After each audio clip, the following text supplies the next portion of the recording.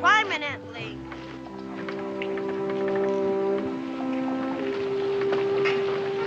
Hello, Israel. Hello, Mr. Franklin, sir. What are you trying to do, lad? Make electricity, like you said. You need a rainstorm to make electricity. Oh, I forgot. It's been my contention, it's been my belief that you have to tie a piece of metal at the top of the kite to help attract the electricity to it. Of course, I don't know what these experiments will lead to, but this might be something considerable. They may help to make a vain man humble.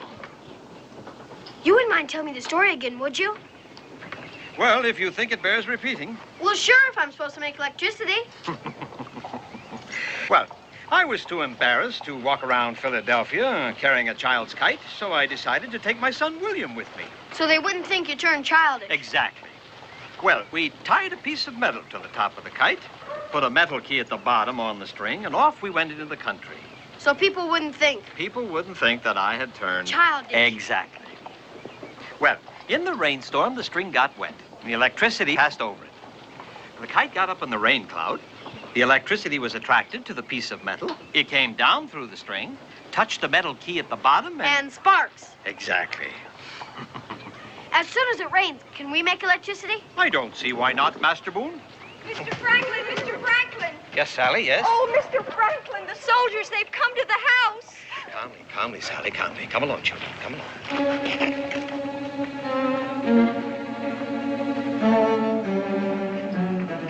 I'm afraid the sight of so many uniforms upset her, Mr. Franklin. No harm intended. Just what is intended, Sergeant? We've come to take your printing press away from you, sir. And if you try to stop us, my orders are to arrest you.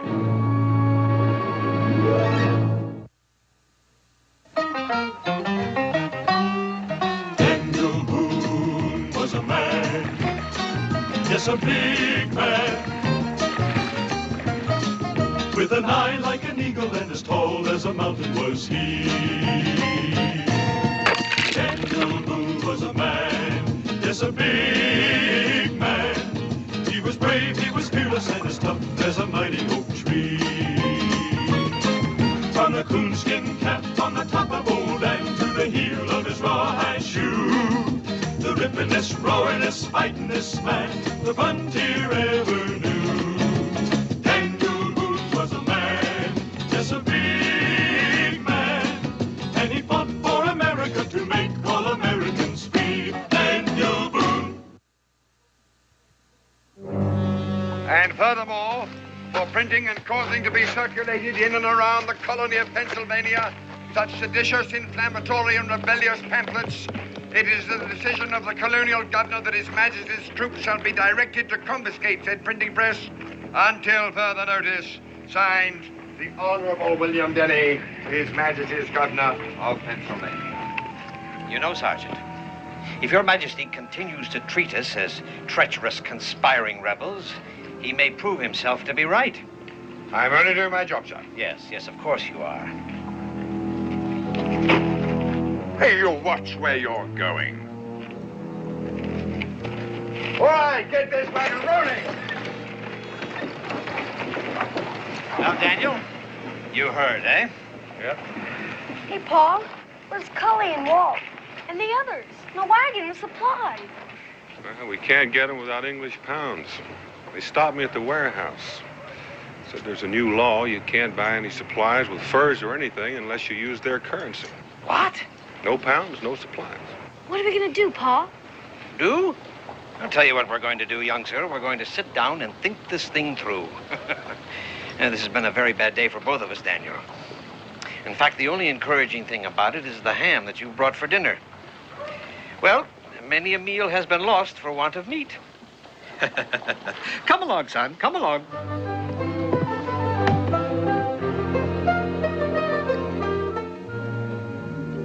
The outposts of the colony are hotbeds for insurrection and rebelliousness, which would be better off abandoned before they become arsenals for the rebel army. So Governor Denny was heard to say one evening last week. I presume that's what was on the governor's mind when he ordered His Majesty's warehouses to accept only British pounds for supplies. They mean to starve us out to force us out. Yes. Yes, very much so. But why, Pa? Well, Israel, I reckon they're afraid we're against them. Well, it's utterly ridiculous, you see. Because on one hand, England won't permit us to manufacture the goods we need for ourselves, and... Why not, sir? Well, because they want us to use the goods that they manufacture. Which we'd be more than happy to buy. Yes. Yes, we would. Well, I wish there was some way I could help you, Daniel. I understand. You could help me a great deal if you would permit Israel to stay with you a couple of days. Well, I'd be delighted to, of course. But what will you do, Daniel? People are waiting for those supplies. Yes. Yes, of course they are. Of course. Well, it's getting quite past my bedtime.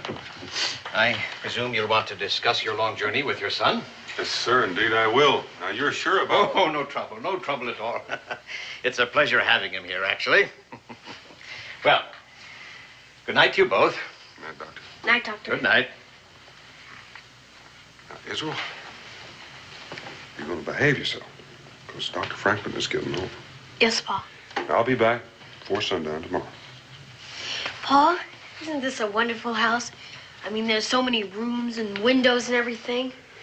Yes, it does make our cabin look a mite plain and simple. I didn't mean that. I know. Why don't you and I get a little sleep? All right.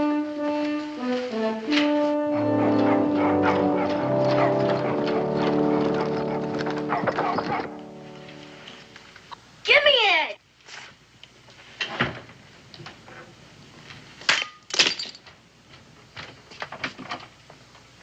Mr. Boone, please, I must do my work. But we're Hey? your guests!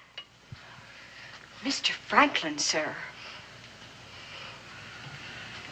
Well, accidents will happen, eh?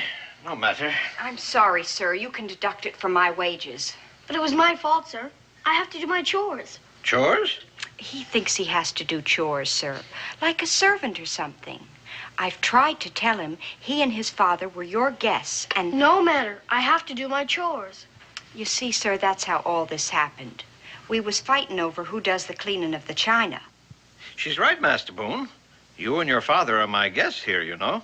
I know. We've been other people's guests before. I know all about that. We've had people guest at our house, too. Lots of times, more than I can count. We have. You can ask anybody. Anyways, we're your guests, and I have to do my chores. That's just the way it is. You gotta help out the people who help you with your food and lodging. I see. It's just good manners, my ma says. Everyone does chores for them who help out with the food and lodging where I come from. Understand? Yeah, she understands, Master Boone, and so do I. We all know that people from the southern colonies have a reputation for good manners. It's all right, Sally. It's all right. Yes, sir. Well, young Master Boone, let's see if we can find some work. I mean, chores for you to do, eh? Good. What are they? Well, let me see. Oh, the kite. Do you realize, young sir, that I'm responsible for many more things than just pulling electricity out of the air? I think I heard my pa say something about a stove. Yes, I invented a great warming stove that circulated heat about the room. I started the lending library, the Philosophical Society. I founded the university. I was clerk of the Pennsylvania Assembly. I started the fire insurance companies, the fire brigade. I was postmaster for the colonies for many years. Why, do you know that I even taught swimming? Did you know that? No. Yeah. Why'd they take your printing press away? Well, I guess they didn't like what I was writing about their king and his venal parliament and how they were trying to govern us. Oh, Yes. I see. Yeah, quite. Will they ever bring it back? Oh, yes, I guess so. They usually do after a spell. When? Oh, in about a month or two, I should imagine. Oh, You interested in printing, young Master Boone? Yes, this is where my printing press stood before they took it away. Yes, the female pronoun is always bestowed upon man's favorite things, Israel, the things he loves the most and he cannot do without. A sailing ship is called she. She takes the waves gracefully, sailors are heard to say. A good carriage is she, a good rifle is she. And my printing press is as temperamental and as delicate and capable of doing beautiful things as is a lovely woman. But why? Well, you'll understand when you get older, son. Well, my press stood here, as I said, and they call it a press because, in fact, the blank paper is pressed up against the blot ink, the same way that a wine press squeezes the juice out of grapes, or a cheese press... Wait a moment. Wait a moment.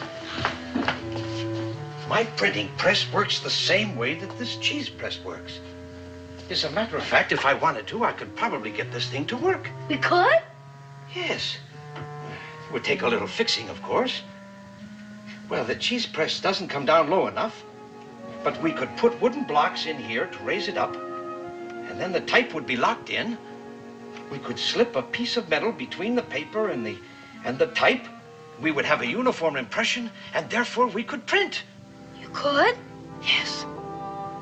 Would you like to see your name in print? You bet. All right, come along, then. Come along, Israel. Yes, now, if we were to print your name the same way that it was pronounced, it would come out Enub Lirsi. What? That's right. If we were to print your name the way that it was actually spelled, it would be Enub Lirsi. Enub Lirsi?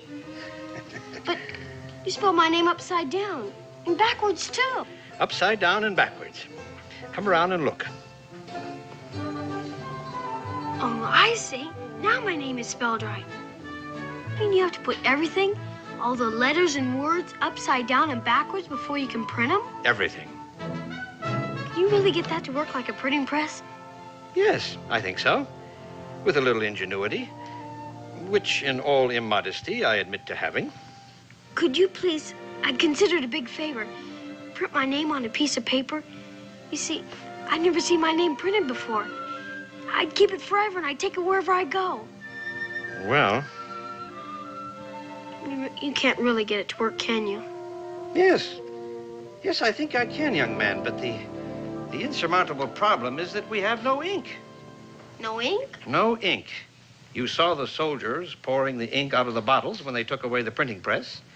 Yes, but I mean, can't you just go to a store and buy some? No, the ink comes from England, and they keep it under lock and key.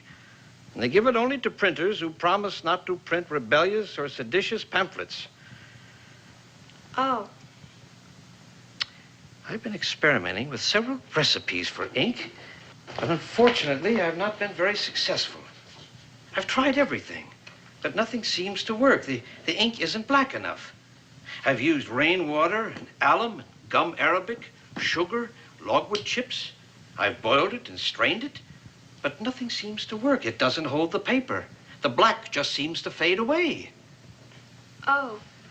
I've tried everything, Israel, everything. Tapwood roots, powdered rocks, certain kinds of earth, but...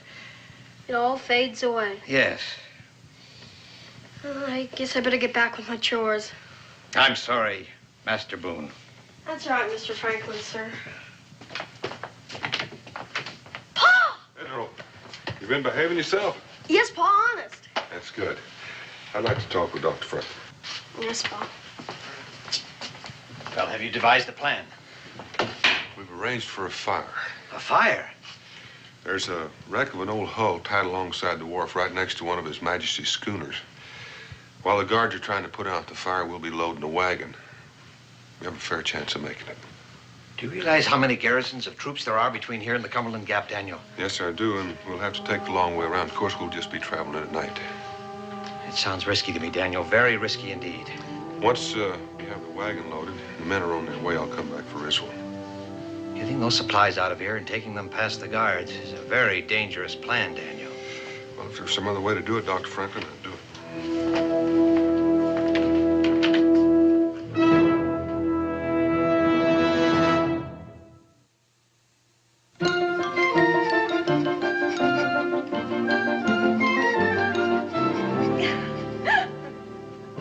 I shouldn't be laughing, I guess. It's my work you're doing for me, Master Boone, for which I thank you. Well, what have we got here, eh? Just doing my chores, Mr. Franklin. You seem to be doing more than your chores, young Master Boone. Well, now, he's able to do a full day's work, Dr. Franklin. Don't be discouraging him. Excuse me.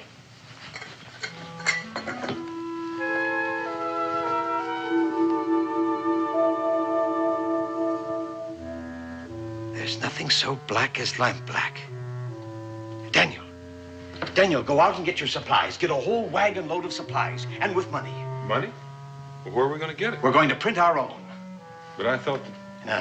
No, they may have taken away my printing press. But they didn't take away my cheese press. Put it right here, Daniel, right here. What about the ink? You said yourself, sir, that... Well, lampblack is the answer to making ink black, young man. You gave me the idea yourself. Well, will it work? Well, I believe so. I don't think there's any reason why it shouldn't. Dr. Franklin, you said those supplies were for British citizens only, and important ones at that. Yes, well, as long as I'm counterfeiting money, I may as well counterfeit papers for you, too, to identify you as the steward and the purchasing agent for the estate of the Earl of Norwich, a kindly English gentleman who lives some 40 miles south of the city. What does counterfeiting mean? Bogus, fake, made to look authentic, but in actuality, it's worth nothing. Now, Israel, I want you to gather all the lamps in the house and light them right away. Wouldn't it be strange if somebody walked in and saw the lamps lit and the sun's right overhead? Israel, do what Dr. Franklin said, and right away.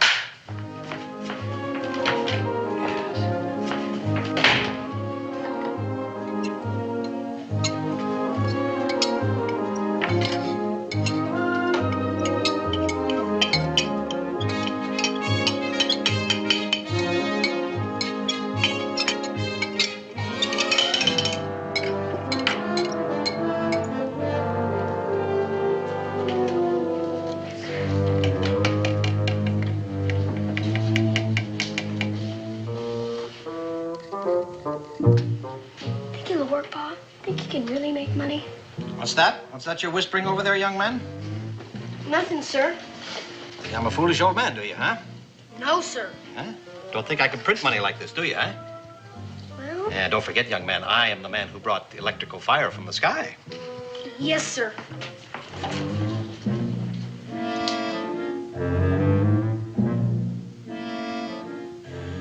With all due respects, Dr. Franklin, I have my doubts. Daniel, I can hold my own with the best of those counterfeiters. When I first learned the printing and engraving business, I copied and copied and copied everything that I could get my hands on until I learned how it was all actually done. But the ink, It's beginning to look like ink. well, I hope so. As a matter of fact, I'm always very enthusiastic about my discoveries until I discover that some of them don't actually work. I didn't want to dampen Israel's spirits. But several months ago, I hit upon the idea of using black beetles to color ink. People thought I was daft, of course. I sent Sally and her family out scouting all over Philadelphia, buying up all the black beetles they could find. I used several hundred of them. I must admit, I felt rather like a monster drowning all those poor black beetles for nothing.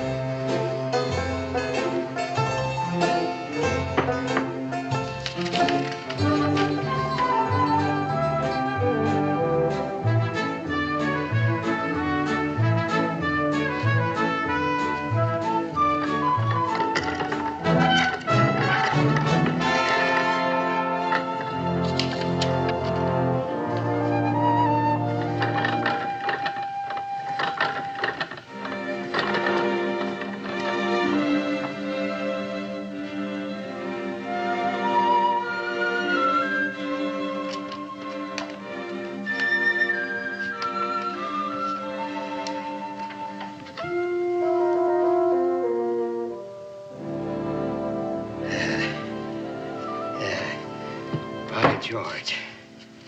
By George, if I were any younger, I'd have quite a career as a counterfeiter. It's perfect to me. How many are you going to make? How many do you want?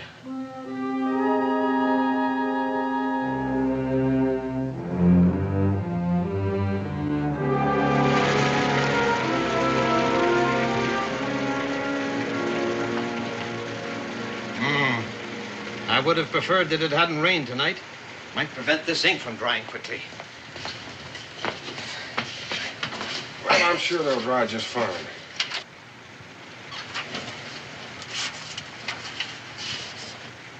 What's the matter, son? Nothing, Pa. Oh, just hungry, I'll wager. Say, did I tell you about all the work, I mean chores, that your young man did for me here today? Yes, sir, you did. He does you honor, Daniel. Israel, where are you matter, son? Sorry, Mr. Franklin, sir. It smells like that supper's almost ready. Come on.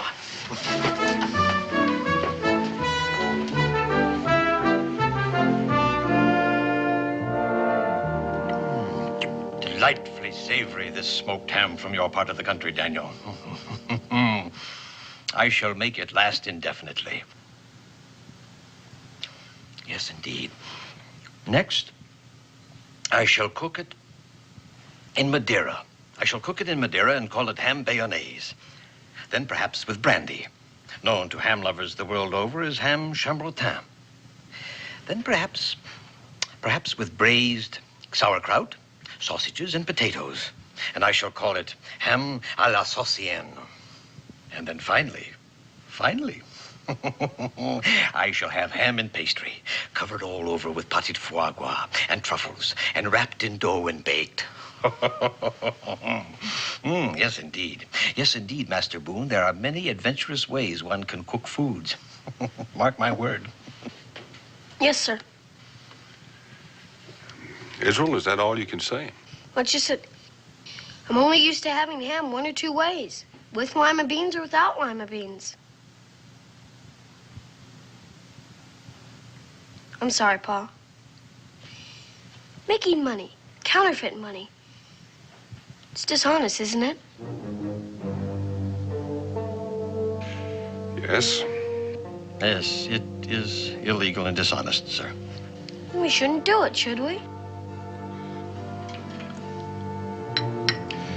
Israel, they're trying to squeeze us out of our homes. You know how badly we need the powder and lead and supplies, and the only place we can get it is from the British. You understand?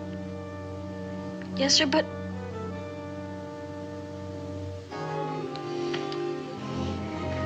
I'm sorry, but you always told me never to do anything if it was dishonest. Son, it is true, if I buy supplies with counterfeit money, that I will be cheating the British Army out of money. But you and I both know that we've got to get those supplies. Yes, sir, but it's dishonest. Master Boone, I believe you have pointed out, how shall we say, an embarrassing flaw in our plan. Sorry, Mr. Franklin, sir. That's quite all right, young man. You were quite right to bring it up. I'm glad that you did. I'm proud of you. And as I said before, you do your father honor, sir. Thank you, Mr. Franklin, sir. And I believe the only way to correct this dishonest thing we are doing is to keep track of the serial numbers as we put them on the bills. Serial numbers? Yes, and after we've gotten this ridiculous law abolished, we shall approach everyone holding these counterfeit notes and exchange them for real money. And upon that, sir, I give you my word. We can leave the furs with Dr. Franklin, and if there's not any real money, he can use the furs.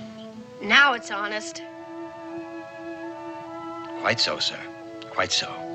Excuse me, sir, but there's some men out back, dressed in buckskin, asked to see Mr. Boone. It'd be Cully and the boys. Let's go out, Israel, and tell them about the change in plans. And all they want to see you. Well, I shall want to see them too, Daniel. Speaking of buckskin, you'll be needing city clothes, won't you? Oh, mine won't do. Mine won't do at all, Daniel. Come along.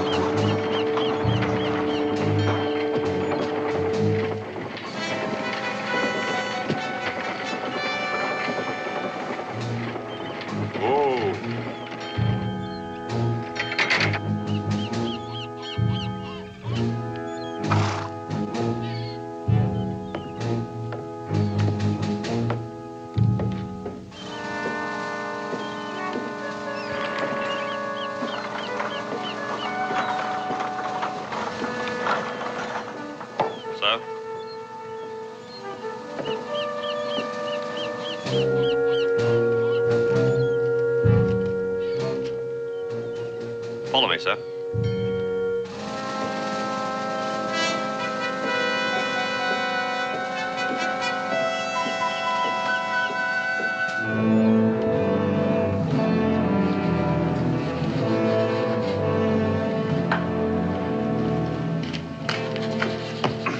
Begging your pardon, Quartermaster.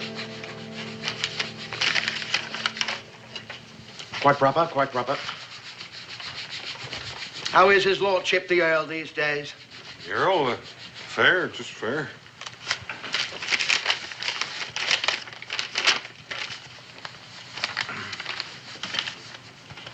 Now, what's this? 10 barrels of gunpowder? What's his lordship going to do, blow up the old south of Pennsylvania? What does he need with all that powder? Oh, tree stumps.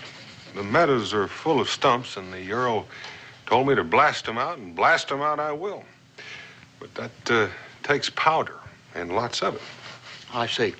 You'd better inform His Majesty's troops in your village what you're going to do, so they don't think you've started a war. I'll do just that. Good. I'll try to get you loaded up in time to leave first thing in the morning. Well, with all due respect, Quartermaster, I have to be back tomorrow midday at the latest. Those were my orders. I don't mind helping your men load my wagon, but we have to do it now. Now? Well, that's terribly inconvenient, Mr. Wharton. That's most inconvenient. You see, there's a bloody inspection here today. Captain Zerlo takes a fit, he does, if this place isn't looking neat and tidy. And if I were to take my men away from the cleaning to fill your order. Well, I wish I could wait, but I can't. Perhaps if I spoke to Captain Thurlow. I've heard the Earl speak of him many times. Oh, no. No, sir, that won't be necessary. No, we'll have your order filled on the double. Smythe! I'll just figure out your charges, sir, and we'll have the wagon loaded in a shake. Smythe, where are you, man? Sir? Here, have this order filled at once for Lord Norwich's man here. Yes, sir. My wagon is right out in front. Yes, sir. Well, that's all, Smythe. That's all. Be off, man. Tilson, that's enough. Go give them a hand with the order. Yes, sir. Would you like a sweet, sir? Oh, no, thank you, Quartermaster. Why don't you sit down, sir? It will take them a little while, of course, to get the wagon loaded. Well, thank you, but I should go out and see if the wagon is loaded properly. It's a long trip, especially at night. Oh, right you are, sir. That's a much better idea, quite. I'll be back in to pay after the wagon is loaded. Fine, sir. Right you are, sir. Whatever you say, sir. But please don't be having any talks with Captain Thurlow. Life is difficult enough here in the colonies without any trouble the likes of that. And then what happened, young man? Well, I picked me up a branch from the closest tree, and then I whopped that bar on the nose every time he came close. I finally got the idea I wasn't going to be his dinner. Then he walked away, rubbing his nose all the way. That's amazing, amazing. You know, I've never even seen a bear. Can you believe that? You haven't?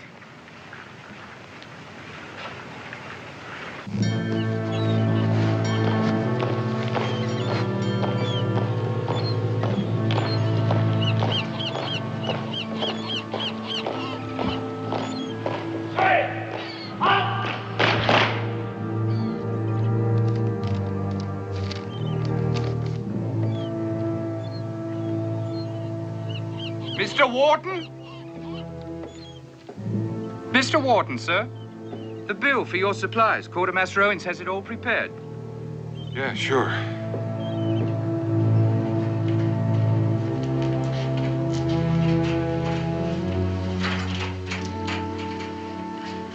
Well, that didn't take long now, did it, sir? Lord Norwich will have his supplies by midday tomorrow for certain. Oh, that looks fine. That looks just about right.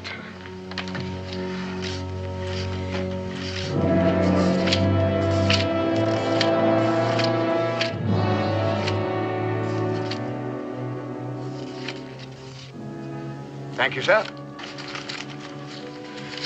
Thank you, Porter. One moment, sir. You don't want to go back to Lord Norwich without me marking the order paid in full, do you? Your governor wouldn't like that one bit, now would he? No, he wouldn't. There you are. There you are, sir. Thank you, Quartermaster. All right, men, in here.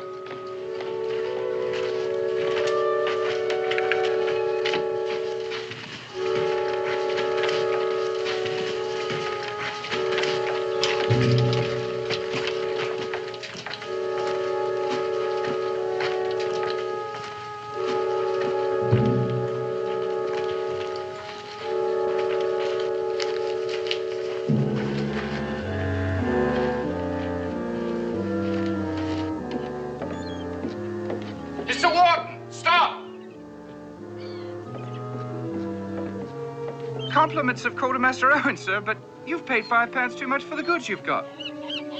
Too much. You're certain? Yeah, Quartermaster Owen's counted it over 3 times, he did. Well, and why don't you give this £5 note back to Quartermaster Owens as a proper reward for his honesty and tell him I suggested share it with all of you men. Well, thank you, sir. That's very generous, I'm sure, Mr. Wharton. Thank you, sir. Not bad, Quartermaster at Arms. Not bad at all. Sergeant Ridley. Ah! Put Corporal Smythe down on report for being late for inspection. Yes, sir. Sorry, sir. What have we here, Sergeant Ridley? Ah? A chimney sweep in our midst. Salute the sergeant, Corporal Smythe. Pretty filthy, I'd say, sir. Filthy. Well, I'll be dipped. Rather disappointing, Quartermaster. Smythe turning out like a gutter snipe. Shocking, sir. Quite. Well, let's hope the supplies are neat and trim. Yes, sir. Quartermaster at Arms. Yes, sir. Your hand, sir. It's filthier than Smythe's. I can't believe my eyes, sir. I can't believe my eyes either, sir. It seems that you two have had your hands in the same chimney. What have you touched that I have, too? Nothing, sir. Except... What's this? Mr. Wharton insisted I give it back to you. Mr. Wharton? The steward of your friend, sir, Lord Norwich. Lord Norwich's steward's name is Browley, not Wharton. Fresh, homemade 5-pounders, Quartermaster. Oh, that can't be, sir. Mr. Wharton's. Get me the cash back, Smythe. I told you, Lord Norwich's steward's name is Browley. Who's this fellow you keep calling Wharton? I told you, sir. Sergeant Ridley. You saw him, the tall fellow. He was leaving just as you came in. Yes, the tall man. Yes, I've seen him before, somewhere, sir. That man gave me counterfeit money for the supply, sir. Counterfeiting the king's money is a hanging offense, Quartermaster Owens. Smythe, take 5 men, run down that man who stole the king's supplies with counterfeit money. You know what he looks like. Yes, sir. Go with them, Sergeant Ridley. Yes, sir. We can't have a counterfeiter roaming around the countryside with a wagon load of His Majesty's supplies now, can we, Quartermaster? No, sir. Dismiss the inspection. Yes, sir.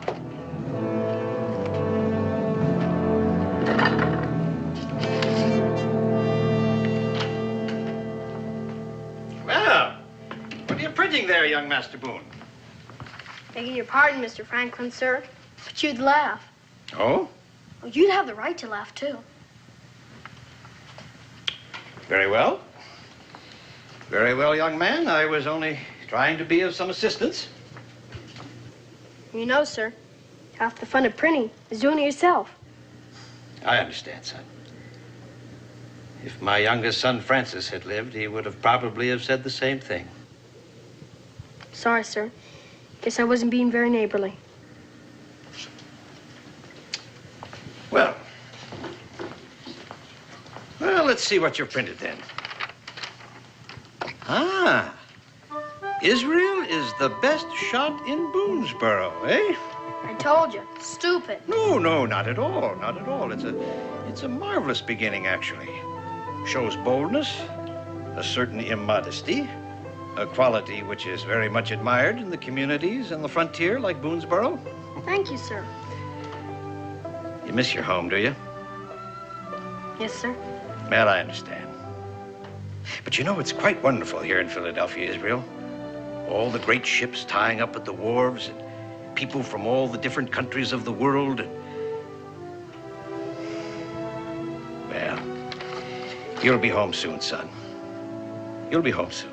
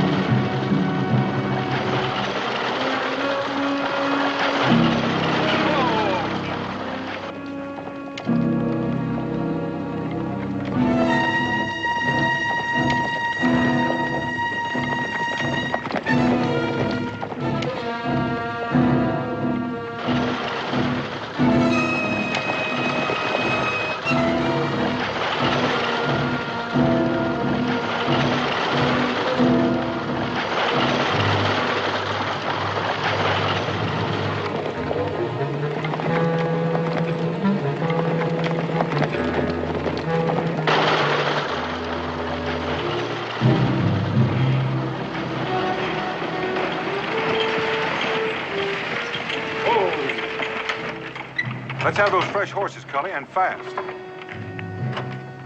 We just about gave you up. Well, it's all there, Cully.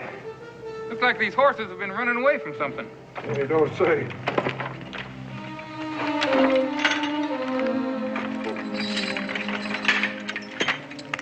Walt, you better keep an eye peeled.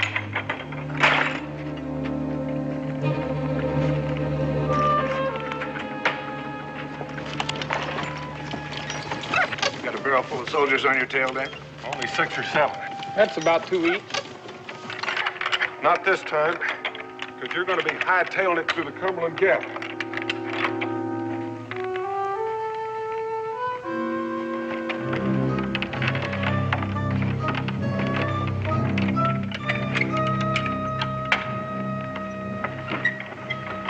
Tell Rebecca Isn't and I'll be along in a couple of days. And you better not come back wearing those clothes. Hell!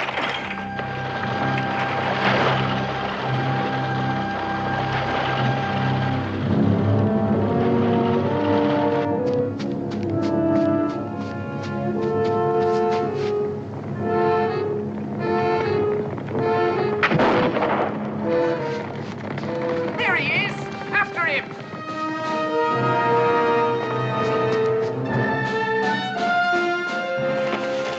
That's him, all right. What about the wagon? It must have broken down somewhere. We'll see it better in daylight. You can't get the horses through that thicket. Then we'll follow on foot. Dismount. Two of you stay here, look after the horses. The rest of you, get out for him.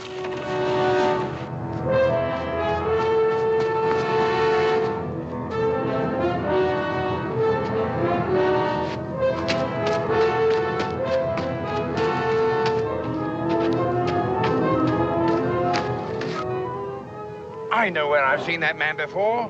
At Benjamin Franklin's house. He's a friend of Franklin's.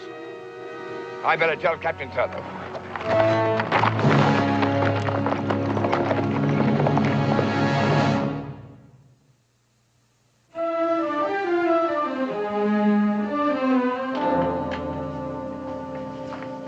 Well, how did you like that ham au bayonnaise, young Mr. Boone, eh?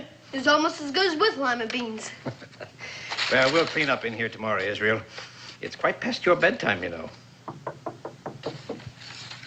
wasn't expecting anybody. Who can that be? Stay in here, Israel. Stay here.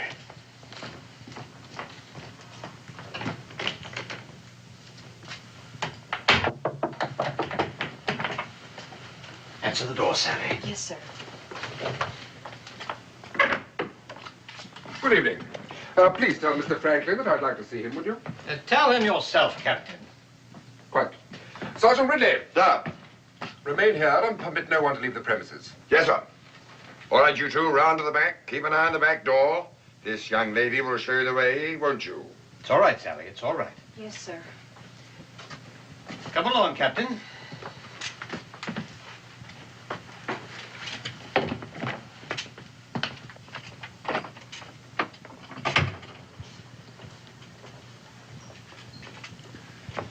A man appeared at His Majesty's warehouse at the wharf today and purchased supplies with counterfeit currency, Dr. Franklin.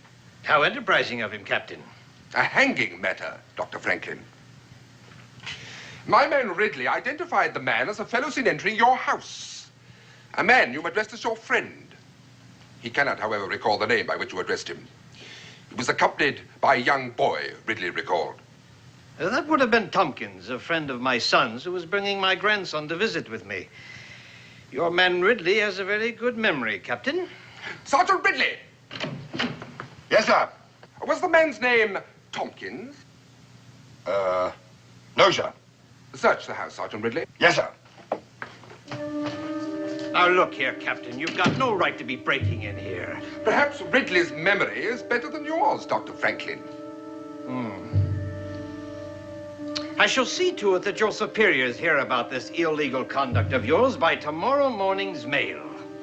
Your contempt for His Majesty's administration of these colonies is well known, sir. I may be a bit brash, but I remain quite logical. Of all the men in Philadelphia, you were the most likely to have printed such counterfeit notes. I take that as a compliment, Captain. May I remind you, sir, this is not quite the same thing as printing those annoyingly slanderous, seditious pamphlets. Printing the king's money without his permission is likely to be taken far more seriously by the crown than mudslinging. Very well, I confess. Take me to the stockade. I am not amused, sir. No, I confess, Captain. To err is human, to repent divine, to persist devilish. Really, sir? Well, are you going to take me or not? You're too eager, sir. Sir, no man, no boy, no printing press. We searched every room in the house except the one across the hall. It's locked. Will you open it, sir? Well, if you want my confession, Captain, I demand that you take me to the stockade right now. Then we shall have to knock it down.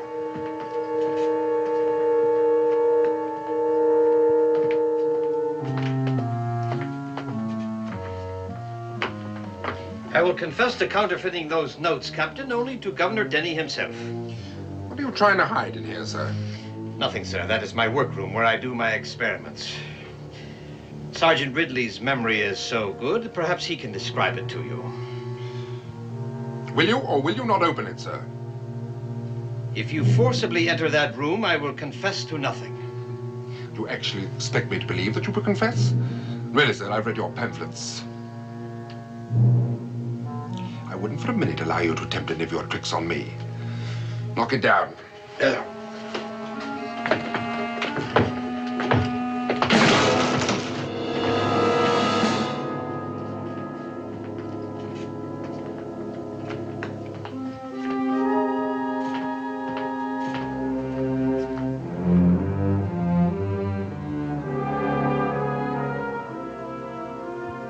You were trying to trick me, weren't you, sir? Into a false arrest without evidence. Could have forced me to resign my commission, sir. Yes, Captain. I should probably have had a full account of it published in the London newspapers. It's such a sad commentary on the times, that seems to be the only amusement left to me today. I think it only fair to warn you, sir, that that day is not far off when crimes against the crown will be reason enough to silence the guilty parties permanently, regardless of their influence and popularity in high places. I take it that means you will return my printing press in time for me to have the honor of being the first man permanently silenced for my country?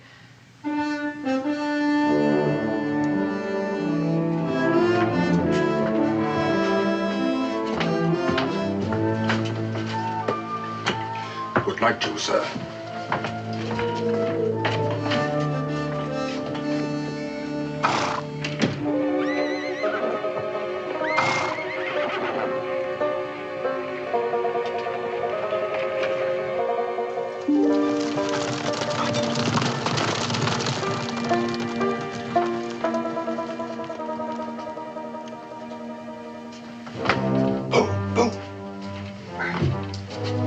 Well, they're gone. The supplies are on the way to Boonesboro. Excellent.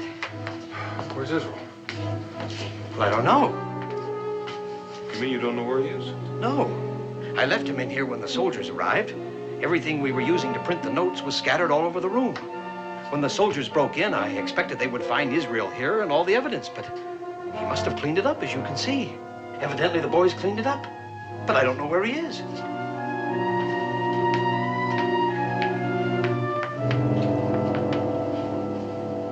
Israel?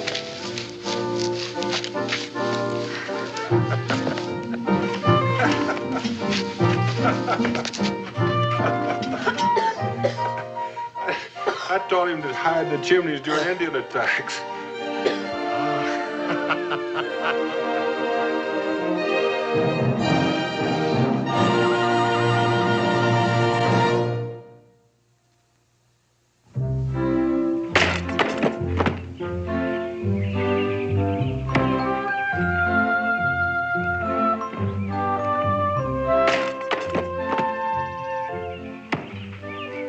This enough?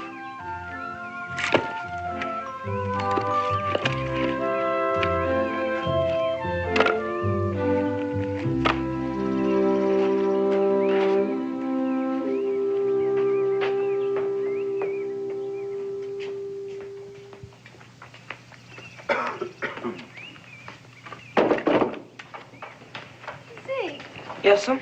you know, it's awfully nice of you to be helping Israel like this, but I do hope you leave something for him to do. Oh, no, ma'am. I'm doing them all today. And tomorrow. And the rest of the week. The rest of the week? Yes, sir. See, it's very friendly of you to help Israel this way, especially after the disagreement you had, but... Well, why are you doing them, Zeke? Yes, why? For money. Money? What money?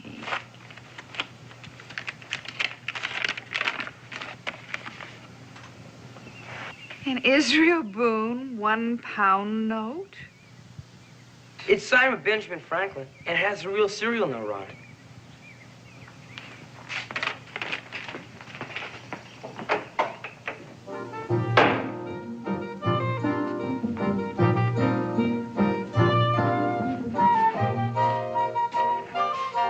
Israel?